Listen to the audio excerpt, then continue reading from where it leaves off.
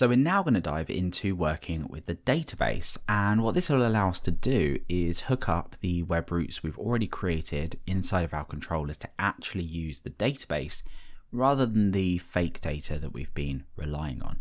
But the first thing to look at is how we generate models and migrations, and in fact what migrations even are.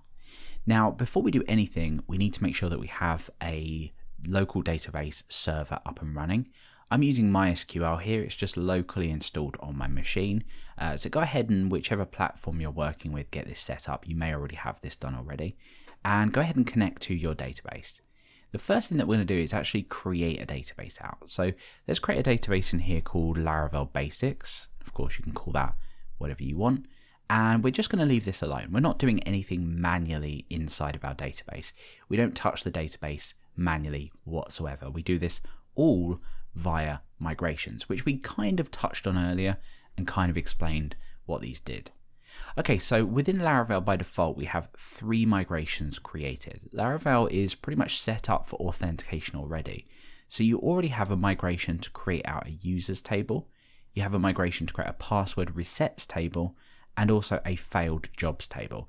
Now, we're not going to focus on failed jobs because that's for another course, and we're not going to focus on password resets either, but we are going to look at the users table.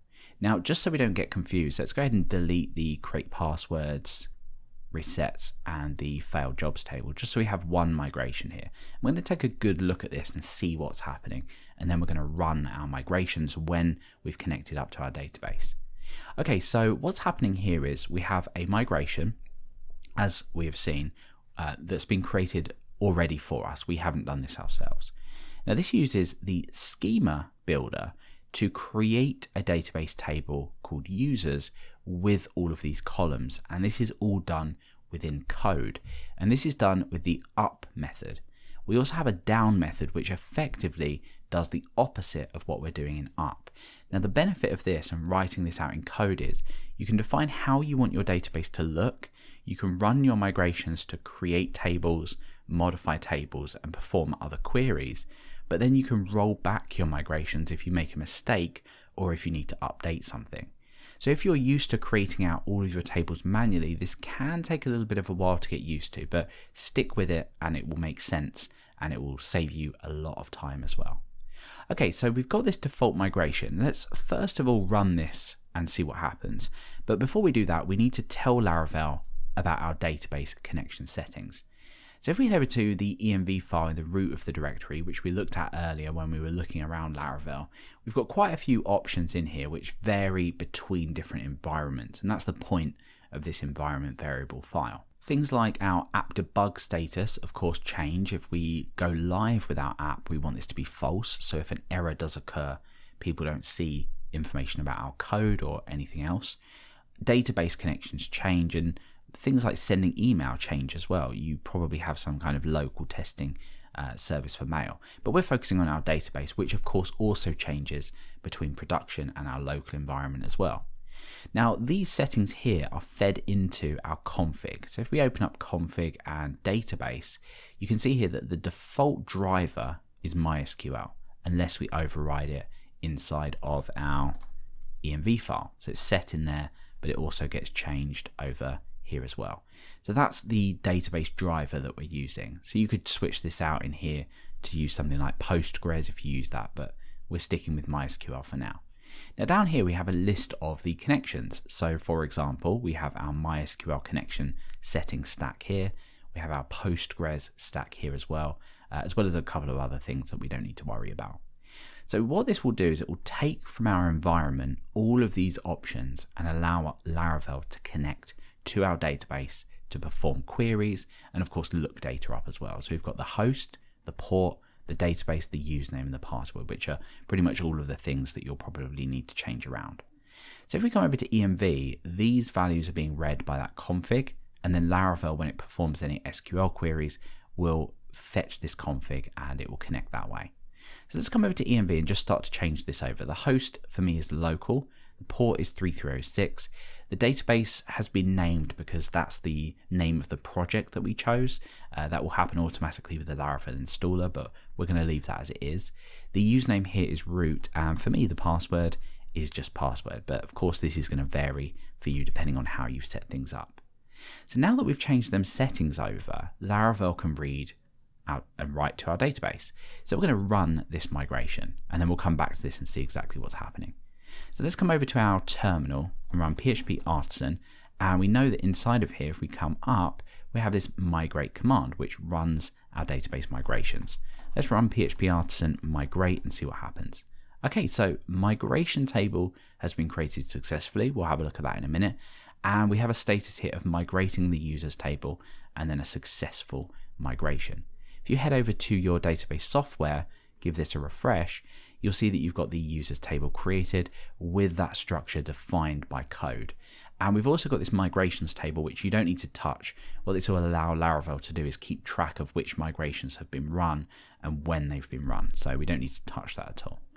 Okay, so let's just take a look at rolling back this change. We saw that over in the code, we bring our table up using the schema builder, but we can also drop a table as well. And in this case, we're dropping this if it exists.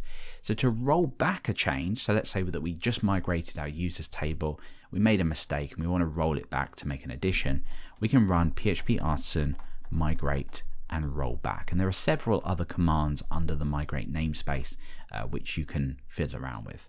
So what that's done is it's rolled back that migration, and that, as we know, is involved with deleting that users table, and the migrations table has been updated accordingly as well. Great. Okay, so let's talk now about the kind of structure of this. There are two ways that we can use schema, or two main ways that we do use schema. We can use schema create or schema table, which will add existing modifications or modifications to existing tables. Now what's happening here is we are using this builder to basically define out how we want this to look. So the blueprint defines how we want this to look. The schema builder actually does something. So in this case, we're saying table ID. Now this is a shortcut for creating a big integer type, which is a primary key. So that's the primary key for our database table. And this is just a shortcut helper to allow you to do that. We've also got the name, and that's a string. So this will typically be a varchar within your database. And we also have an email address as well, but we have a unique constraint on this. So that means that we can't register within our database any emails more than once. We've got email verified at, which is to do with email verification, which we're not looking at. And we also have a string for the password as well. And when we look at the authentication course, you'll see that we can hash passwords so they aren't stored as plain text. We've also got this remember token as well, which again, we don't need to work on just yet. And we've got this timestamps helper, which will create for us a created at, if I can spell that correctly, and an updated at column. Now created at means when a record was created, and updated, when we start to look at Eloquent, means when a record was changed. So that's pretty much what you need to do when you're creating a new table. We'll look at creating this ourselves a little bit later, and we'll also look at modifying a migration as well. So I'm going to go ahead and run this command again. So let's run php artisan migrate, and let's actually look at the database schema and see what's been created. So let's come over to the users table, over to the structure.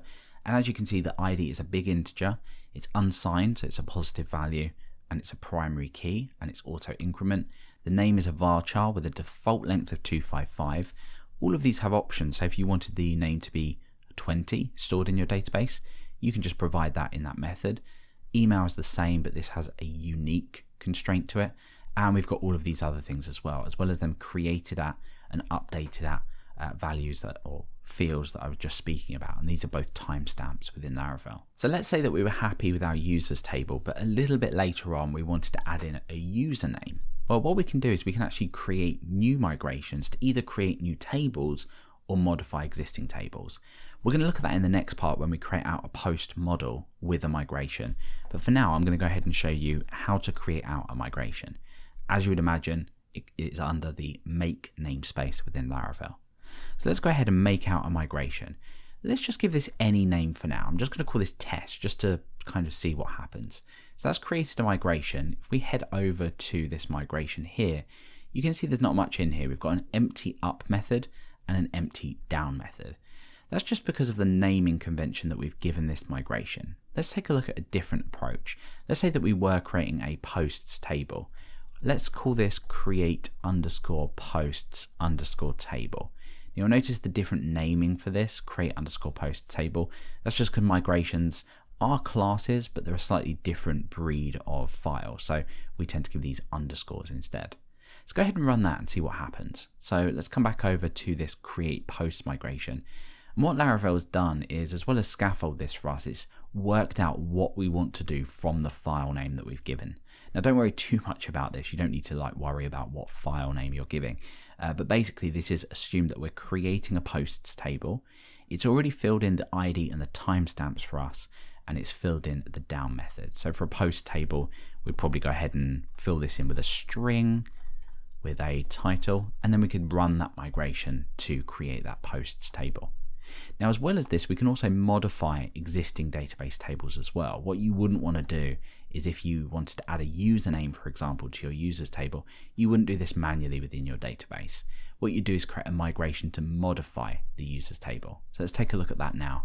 Let's go ahead and run PHP artisan make migration, and I'm going to call this add username to users table. Again, what that will do is it will allow us to fill this in with the table name that we want to. It won't fill in the blueprint for you, but it will at least fill in what you want to do. And this is different to create. So what we're now doing is we're referencing a table, and then we're using the blueprint to build up a new column. And the down migration looks different as well. So you can see here, it just drops the users table because we're creating one. Here what we're doing is we are modifying a table. So on the down migration, we want to roll that back to the state it was in before we modified it. So what we can now do is we can say, well, if we want to add a username to a table, we provide a string with a username, potentially say that this is a unique constraint within our database. And then on the down migration, what would we do? What's the opposite of creating a username column? Well, it's getting rid of it. So we'd say drop column and username. So what that means now is we can go ahead and run PHP artisan migrate. What this won't do is create our users table again, because over in our database, it's keeping track of which migrations have already been run. So what we can now do is run PHP artisan migrate. That will migrate our new migration, which is adding that username to the users table. And if we head over to there, you can see, sure enough, that's created out a username column for us. So you just do this and just keep adding to your migrations, whether you are dropping columns.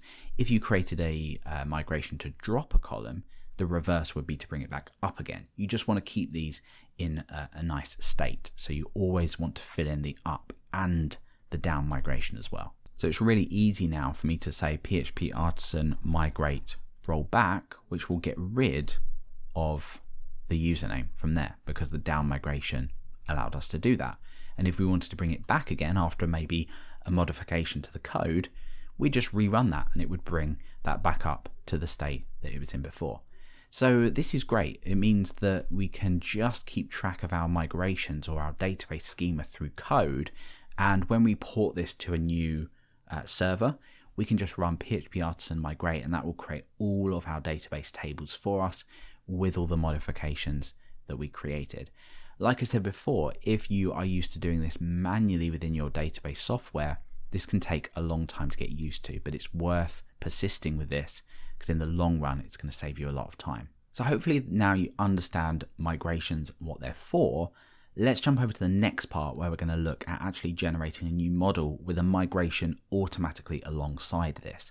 And then we can start to fill in our controllers with using actual data.